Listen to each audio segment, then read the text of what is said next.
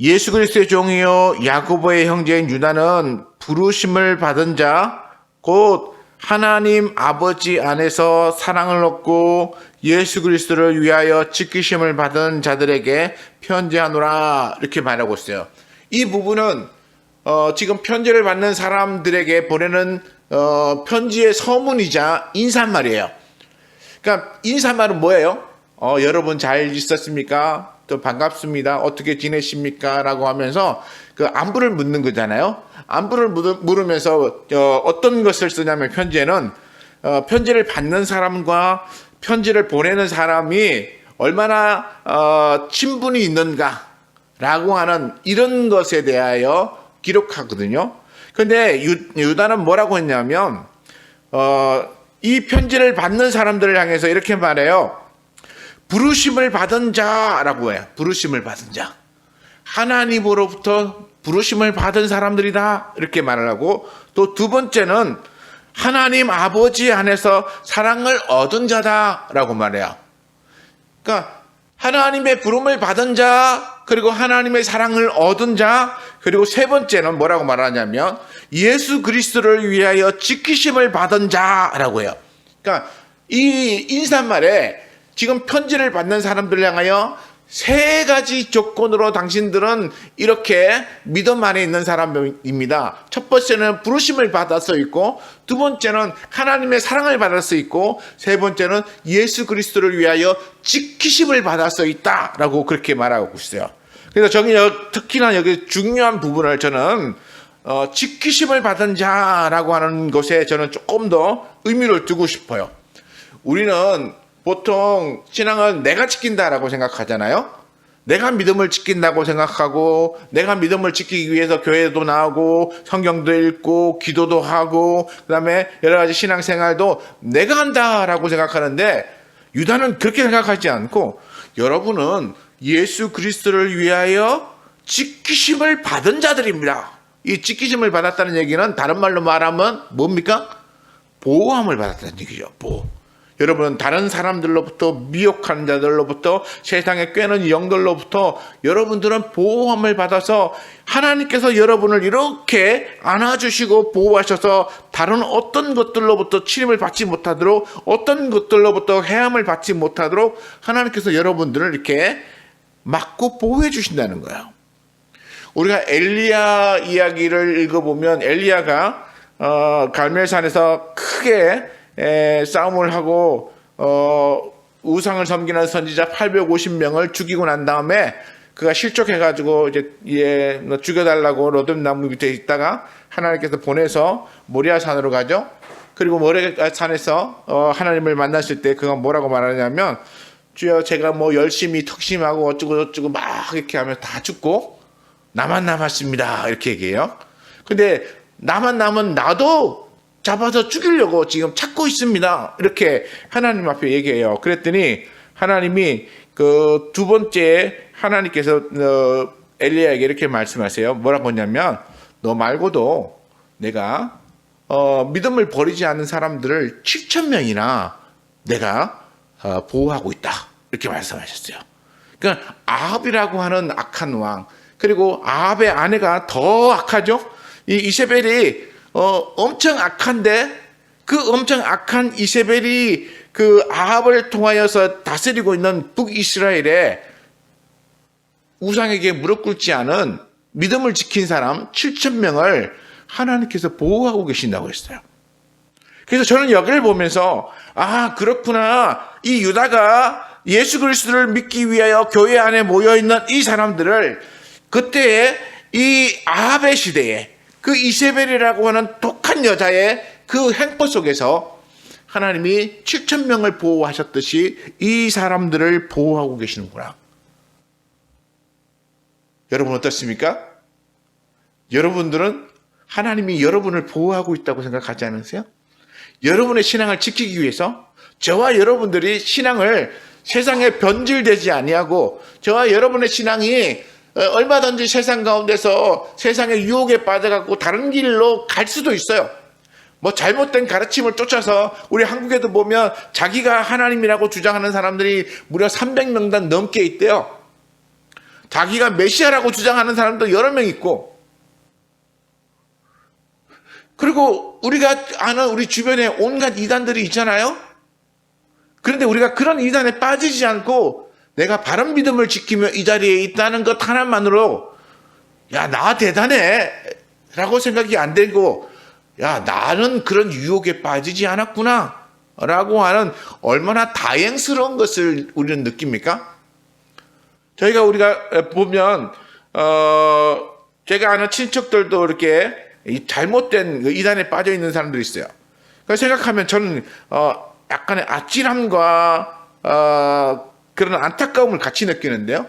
왜냐하면 내가 처음에 그런 사람들의 어떤 가르침을 받고 인도를 받았다면 저도 내가 깨닫지도 알지도 못할 때에 이단의 자리에 가 있었을 거다.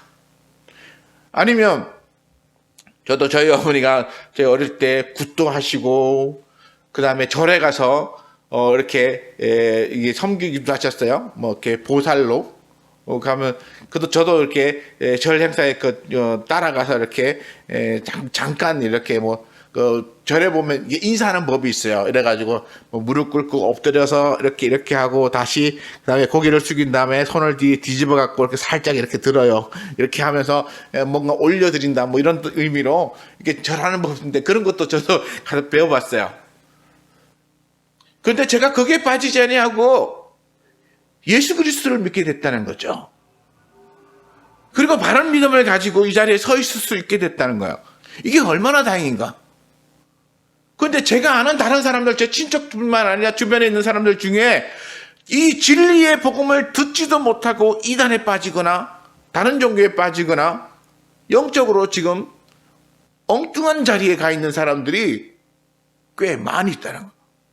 그런 걸 생각하면 내가 아찔한 거야. 내가 그 잘못된 길로 가가지고 그 자리에 있으면서 그게 진리인 줄 알고 거기 있었으면 나도 아마 틀림없이 문제가 되었을 것이다. 구원을 못 얻었을 것이다. 그런데 하나님이 참 진리의 말씀을 내게 주시고 나를 이 절로 빠지지 아니하고 그리고 예수 믿는 길로 인도하셨다는 것만 해도 얼마나 감사한지요. 그리고 또 제가 아는 사람들 중에 예수 믿다가 떨어져 나간 사람도 있어요. 예수 믿다가 다른 길로 간 사람도 있어요. 그런데 그렇지 않고 지킴을 받았다라고 하는 사실이 얼마나 감사한지 몰라요. 그러니까 내가 믿음을 지켰다라고 말할 수가 없다는 거예요. 왜냐하면 내가 영적인 지혜가 있어가지고 예수 그리스도를 믿는 지혜는 여기 있는 거야 다른 데는 없어라고 예수 믿기 전부터 알고 있었던 것도 아니고요. 그러면 내가 예수를 믿으면서 신앙이 이렇게 깊지 않을 때 누군가가 잘못된 가르침을 특히나 요즘 신천지라고 하는 사람들이 교회에 와서 이렇게 사람들을 현혹시키고 그렇게 하는데 그런 사람들 내가 진작에 신앙이 더 어릴 때 만났더라면 나도 그런 데에 빠져갔을 수 있었을 거라는 거죠. 그런데 내가 신앙이 약할 때에는 아주 어릴 때에는 그런 사람들을 만나지 않아서 얼마나 다행인가. 하나님이 나를 지켜주셨구나. 내가 그때에 그런 이단들을 만나긴 했어요. 여호와 증인들 이렇게 자취방에 있는데 찾아와가지고 여호와 증인 믿으래서 그때는 이미 여호와 증인이 옳지 않다는 것을 알았기 때문에 그 사람들에 대하여 대항할 수 있었지만 그러나 신천지 같은 사람들이 정말 싹 들어와가지고 성경은 얘기하지도 않고 막 친하게 지내다가 어느 정도 친분이 되면 잘못된 가르침을 이제 조금씩 이렇게 하면서 유혹해 갔다면 아마 틀림없이 넘어갔을 수도 있을 것이다 라는 생각이 드는 거야. 그래서 저는 여기서 예수 그리스도를 위하여 지키심을 받았다라고 하는 게 매우 중요하고 우리에게는 매우 큰 복이다라고 하는 생각이 들었어요. 그래서 우리가 하나님으로부터 이렇게 택함을 받고 그리고 또 지키심을 받아서 우리의 신앙을 지켜서 나갈 수 있도록 하나님께서 보호해 주신 것이 감사하고 또 이 편지 받는 사람들도 이 유다의 편지를 받으면서 자신들이 이 믿음을 온전히 지키고 있다는 사실에 대해서 감사하는 마음을 가져야 한다라고 생각해요. 그래서 유다는 그래서 이런 말로 시작한 거야. 너희가 부르심을 받은 자다. 너희가 하나님의 사랑을 받는 자다. 그리고 너희가 예수 그리스도를 위하여 특별히 영적으로 지킴을 받은 자들이다. 그러니까 너희가 믿음을 든든히 갖고 어떤 유혹에도 너희 마음이 흔들리지 말기를 바란다 라고 하는 것이죠. 오늘 3절의 말씀에 보면 이 유다가 이 편지 받는 교회를 향해서 매우 걱정스러운 말로 이렇게 말해요. 뭐라고 하냐면 사랑하는 자들아, 우리가 일반으로 받은 구원에 관하여, 일반으로 받는다는 게 뭡니까? 일반으로 받는다는 것은 그냥 그렇죠. 너나 나나 똑같이 받았다 이런 거죠. 똑같이 여러분이나 나나 동일하게 받았다 이렇게 말해요. 우리가 함께 받았다, 같은 것을 받았다 이런 의미로 또 이것이 사용되는데요. 그래서 일반으로 받은 구원에 관하여 여러분도 예수 그리스도를 믿고 구원받았고 나도 예수 그리스도를 믿고 구원을 받았습니다. 그래서 이 구원에 관하여 내가 너희에게 편지하려는 생각이 간절했다. 이 편지하려는 생각이 간절했다는 얘기는 다른 말로 바꾸면 무슨 말일까요? 너희 보니까 너희 안에 이런 우리하고 그 받은 믿음이 동일했었는데 너희가 지금 지키는 모습을 보니까 매우 좀 걱정스러운 모습이 있어서 내가 여러 번 말해주려고 정말 고민하고 또 고민하고 고민하다가 내가 이제야 편지로 여러분에게 몇 마디 적습니다 라고 하는 의미로 말하고 있다고 생각해요. 그래서 그 편지하는 생각이 간절하던 차에 성도에게 단번에 주신 믿음의 도를 위하여 힘써 싸우라는 편지로 너희를 구원해야 할 필요를 느꼈다. 그러니까 이제 교회 안에 약간의 어떤 다른 흐름이 이제 자꾸 들어와서 교회를 어지럽게 하고 또 교회 안에 문제가 이제 조금씩 발생하는 것들을 이렇게 유다가 보고 그리고 참고 기다리다가 이제는 도저히 그냥 두어서는 교회가 더 혼란에 빠질 것 같으니까 이제는 안 되겠다.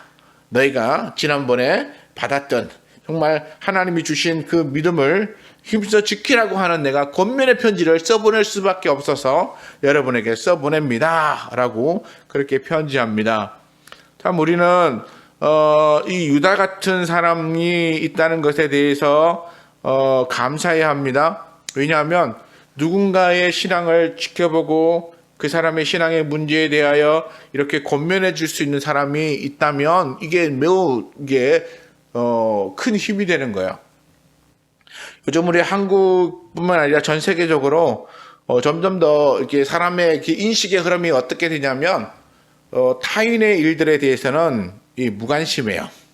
자기 이익과 관련되어지지 않으면 잘 나서지 않으려고 해요.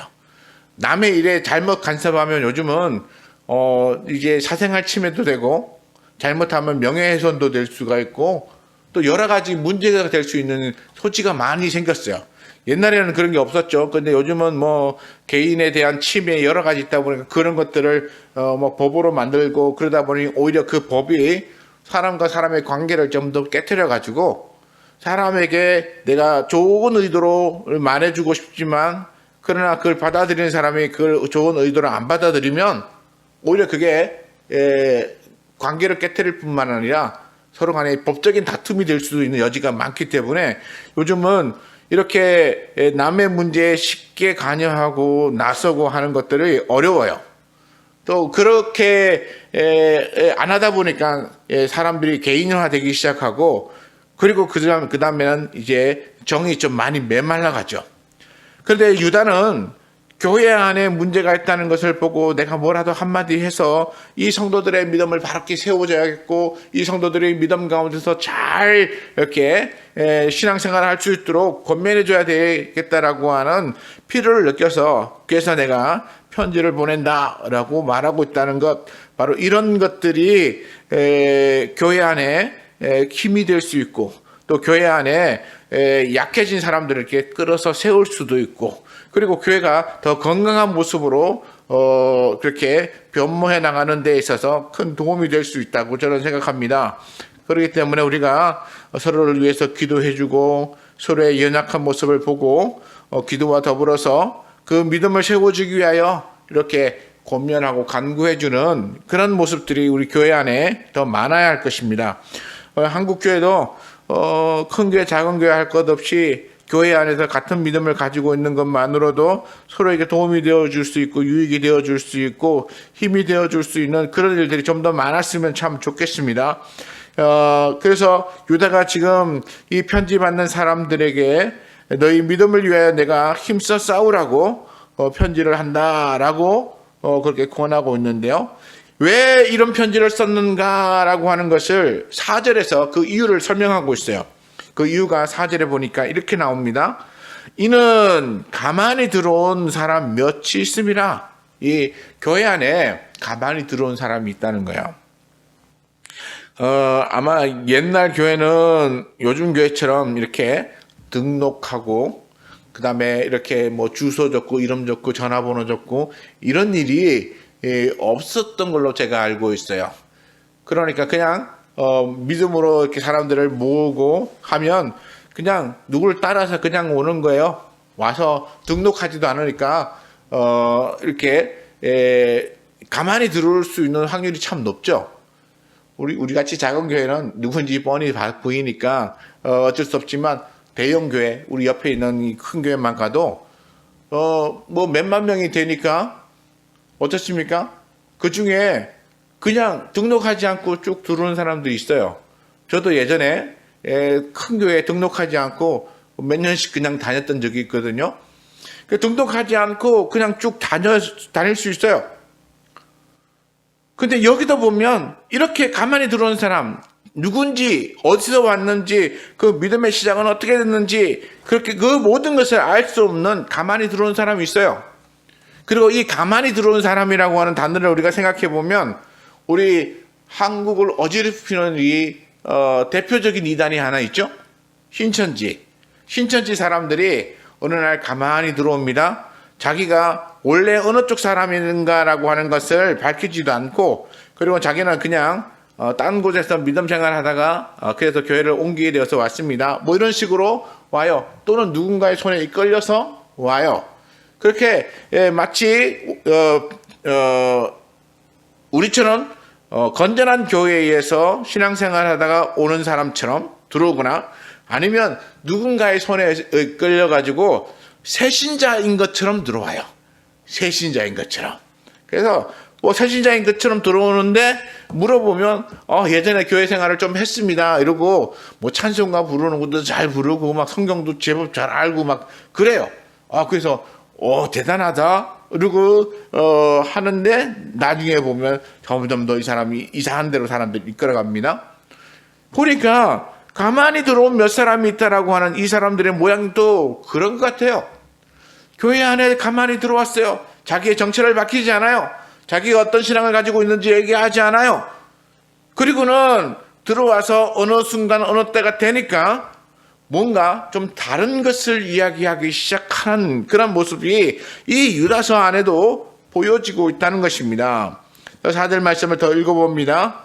그들은 옛적부터 이 판결을 받기로 미리 기록된 자니 경건하지 아니하여 우리 하나님의 은혜를 도리어 방탕한 것으로 바꾸고 홀로 하나의 신 주제 곧 우리 주 예수 그리스도를 부인하는 자라. 들어와서 교회에서 같이 생활하고 해서 동일한 믿음인가? 아니면 이제 막 우리가 동일한 믿음을 가지고 시작하고 있는 사람인가? 라고 생각하고 받아들여서 함께 하고 보니까 어느 날 이 사람들에게 나타나는 현상이 뭐냐면 하나님의 은혜를 바꾸어서 방탕한 것으로 만들었다. 바울도 이런 얘기를 자신의 서신에서 한 적이 있어요. 어떤 거냐면 고린도 교회들이 자유를 방탕에 이용하는 사람들이 생겨났다는 거야. 이 자유는 뭡니까? 우리가 예수 그리스도를 믿음으로부터 죄에서부터 노임을 받아서 이제는 해방되었다. 그래서 죄에서부터 자유롭게 되었다라는 말을 해요. 그랬더니 그 고린도 교회 안에 있는 몇몇 사람들이 와, 그러면 우리는 이제는 더 이상 죄에서부터 속박을 받지 않으니까 우리는 죄를 지어도 죄에 대해 구속받지 않는구나. 예수 그리스도의 보혈의 피가 우리의 죄를 과거, 현재, 미래의 모든 죄를 다 사해줬다고 하니까 그러면 우리가 지금 짓는 죄거나 앞으로 짓는 죄도 하나님께서 미리 다 사해줬다면 우리는 그 죄를 짓는다고 해서 그게 우리의 구원하고는 상관이 없는 것이겠구나 라고 생각하고 그 다음부터는 방탕하게 행한다는 거죠. 방탕하게. 우상의 제물을 먹고 우상의 제물을 먹는다는 게 문제는 아니지만 우상에게 경배하는 자리에 참여해서 우상의 제물을 먹는 건 문제예요. 시장에 팔려져서 나온 걸 먹는 것은 죄가 되진 않아요. 근데 바울이 말하는 우상의 제물을 먹는다는 얘기는 우상을 예배하는 자리에 참여해서 같이 그 자리에 참여한 다음에 그 음식을 먹는 걸 얘기하는 거야. 그러니까 우상 숭배에 참여하는 거죠. 그 다음에 엄란이라든가 도덕적인 해이함이라든가 여러 가지 하나님께서 금지하는 많은 것들을 그들은 행하고도 이제는 우리 주 예수님이 나의 과거, 현재, 미래의 모든 죄를 그 보혈의 피로 십자가에서 다 씻어주셨기 때문에 나는 앞으로 죄를 지어도 그 죄에 대해서 우리 예수님이 다 씻어주셨어.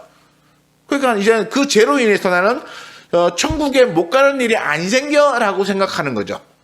그래서 이 사람들은 그걸로 인해서 방탕하게 사는 거예요. 죄를 짓고 사는 거예요. 남을 속이면서 사는 거예요. 남의 것을 이렇게 속여서 빼앗고 강제로 빼앗고 자기 힘을 이용해서 빼앗고 그러면서도 뭐만 하면 된다고요? 예수 그리스도를 믿는다 고백만 하면 되는 거예요. 그래서 제가 여러 번 말씀드렸지만 구원의 확신에 대하여 얘기하는 것 중에 바로 이런 것들 때문에 문제가 있다는 거예요. 우리 한국의 교회도 구원의 확신이라고 하는 이것이 선교단체를 통해서 한국에 들어왔는데 이 구원의 확신이 있느냐 물어보고 있다 이러면 당신은 구원받았습니다. 구원의 확신이 없다 이러면 아직도 구원의 확신이 없으세요? 그러면 이제 다시 한번 구원의 확신을 가지시기 바랍니다. 이러고 또 설명을 쭉 해주고 공부를 시켜줘요. 그럼 이제 다시 구원의 확신이 있습니까? 그러면 예, 확신이 있습니다. 그러면 당신은 이제 구원받았습니다. 그래요. 근데 그게 구원받은 거예요? 구원의 확신이 있다고 말하는 것만으로 구원이 되는 건가요? 그런 게 아니에요. 구원은 이 구원의 확신을 자신이 가져야 될 필요가 있어요.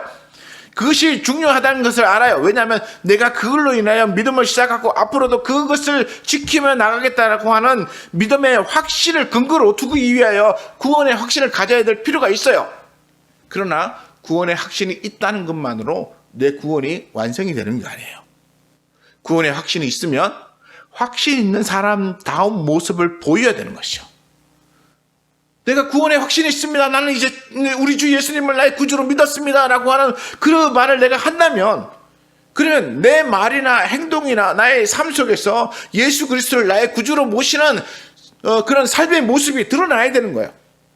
내가 예수님을 나의 구주로 믿습니다. 라고 했는데 나의 삶은 도덕적으로 타락되어 있고 그리고 구원의 확신을 말했는데 내가 죄에서 자유함을 얻었다고 해서 자신의 삶을 방탕하게 그리고 부도덕적으로 살아간다면 그게 무슨 구원받은 자의 모습입니까? 성경은 우리에게 그런 사람은 구원받았다고 말하지 않아요. 하나님의 은혜를 그리고 그것을 인해서 십자가로 말미암아 제사함을 받았다라고 했더니 이 사람들이 그 제사함을 받았다는 것으로 인해서 그 다음부터는 무슨 죄를 지어도 이제는 나는 그 죄 때문에 천국에 못 가는 일은 생기지 않아 라고 생각하고 아무렇지 않게 방탕하게 살아가는 사람들이 생겨났다는 거야. 이거는 문제인 거예요. 아무리 확신이 있고 그 확신이 정말 대단해서 놀랍게 그렇게 주장할 수 있다고 해도 그 구원의 확신이나 이런 믿음에 대한 그 말을 하면서 그 삶으로 그것을 확증하지 않는다면, 그러면 이거는 여기 있는 이 뭐랄까, 우리 하나님의 은혜를 도리어 방탕한 것으로 바꾸는 사람하고 똑같은 거야. 그리고 또 이 교회 안에 어떤 사람들이 들어왔습니까? 홀로 하나의 신 주제 곧 우리 주 예수 그리스도를 부인하는 자들이 들어왔다는 거야. 우리는 이 요한 1서나 또 요한 2서 속에서도 이런 사람들을 봤죠. 예수 그리스도를 부인하는 사람들, 요한은 뭐라고 불렀습니까? 적 그리스도. 다시 말해서 자기 자신을 예수 그리스도다라고 부르지는 않았어도 그리스도를 대항하여서 예수 그리스도를 그리스도이심을 부인하는 자들, 그리고 예수님이 십자가에서 죽었다가 다시 살아나심을 부인하는 자들, 이런 사람들을 적 그리스도라고 요한은 불렀어요. 그런데 유다는 이런 사람들이 유다가 편지하는 이 교회도 있었음을 말하고 있어요.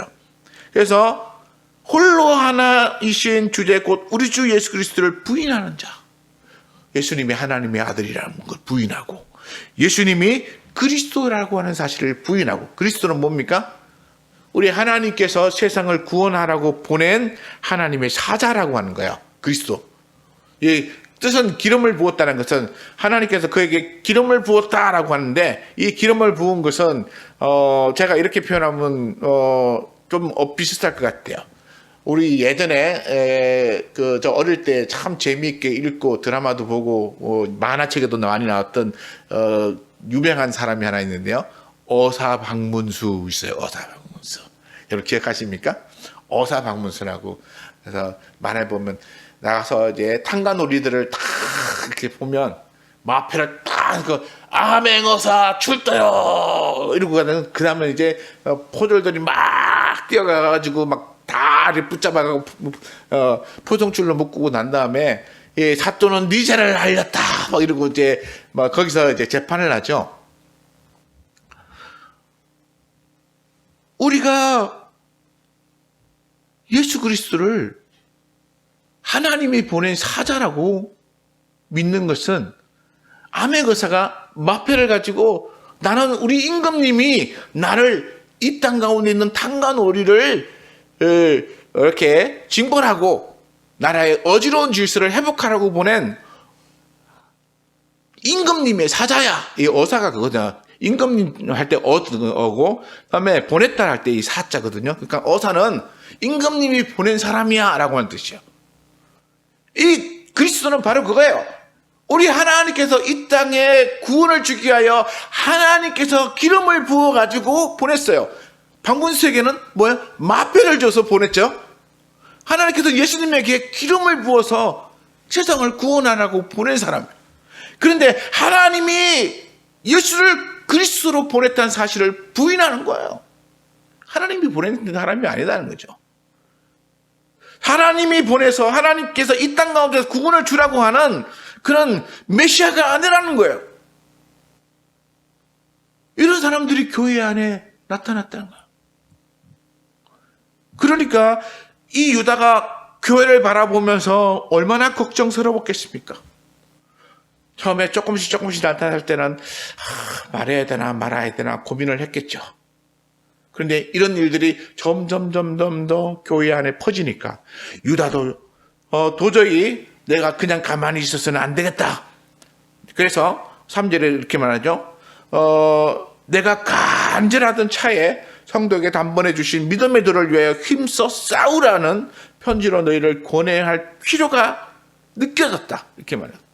그러니까 이 필요가 느껴졌기 때문에 교회에다 편지를 하는 거야. 그러면서 이렇게 하나님의 은혜를 방탕한 것으로 바꾸고 또 하나님이 보내신 예수 그리스도를 그리스도됨을 부인하는, 또는 하나님의 아들임을 부인하는 이런 사람들이 교회 안에서 영적인 질서를 어지럽히고 있으니까 이런 것들을 내가 이 권면하는 편지로 좀 막아야겠다라고 하는 거죠.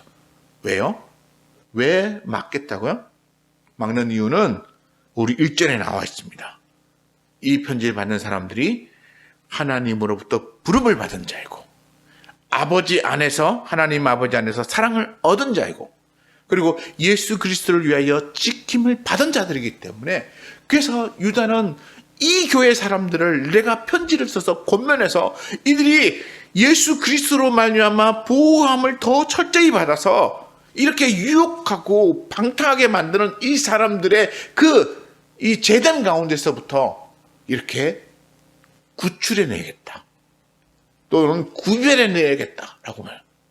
제가 여러분에게 말씀 여러 번 드렸는데, 이 구별함이 뭐라고요? 거룩이라고. 교회 안에도 보면 우리 교회는 아니지만 인원이 많이 모인 교회들 가면 온갖 사람들이 다 모여 있어요. 그렇죠? 그 온갖 교회 사람, 종류의 사람들 다 모여 있는데, 그 사람들로부터 믿음을 지키는 사람들을 이렇게 잘 분류해내야 돼요. 보면 정말 예수 그리스도를 안 믿고도 교회에 나와서 그냥 설교 말씀이 좋아가지고 듣는 사람들도 있어요. 신기한 일이에요. 그런 사람도 들어와요. 사람이 많이 모이는 단체에는 온갖 사람들이 다 들어오는 거야. 우리가 이렇게 많이 모이는 장소에서 많은 사람들과 생활하는 것이 참 좋죠. 그런데 그러다 보면 온갖 사람들이 다 들어와 있어요. 문제가 많아요. 그럴 때 참 믿음을 지키면서 온전한 믿음을 갖고 이 거룩함으로 구별되어서 살아간다는 거, 우리에게는 굉장히 어려울 수가 있어요. 그럴 때 우리는 뭐 해야 되냐면, 이 요한처럼 이렇게 옆에서 믿음을 보고 권면해주는 사람도 필요하고, 이렇게 바른 믿음을 권면해주는 사람의 말을 듣고 바른 믿음을 지킬 줄 아는 게 회복되어지는 것도 굉장히 중요해요. 그래서 이렇게 복음의 진리를 어집히려는 사람들이 우리 안에 들어올 수 있고, 이런 사람이 있다면 이런 사람들로부터 순수한 믿음을 지키는 사람들을 구별해낼 줄 알고, 그러면서 교회를 건강하게 만들어 가야 되는 것입니다. 이게 시간이 너무 짧아요. 매년 설교하다 보면 시간이 너무 짧은데, 다음에 이렇게 영적 질서를 어지럽히고 진리를 망가뜨리는 사람들이 어떻게 되는지에 대해서는 우리 다음 주에 한번 이야기해 보겠습니다. 우리가 하나님 앞에서 바른 믿음을 지킬 수 있다는 거 정말 행복하다는 사실을 아시고, 그리고 바른 믿음을 위해서 우리 좀 더 유다가 말하는 것처럼, 여기 뭐라고 했죠? 믿음의 도를 위하여 힘써 싸우라. 영적 싸움을 싸워가시는 저와 여러분 되시기를 축원합니다.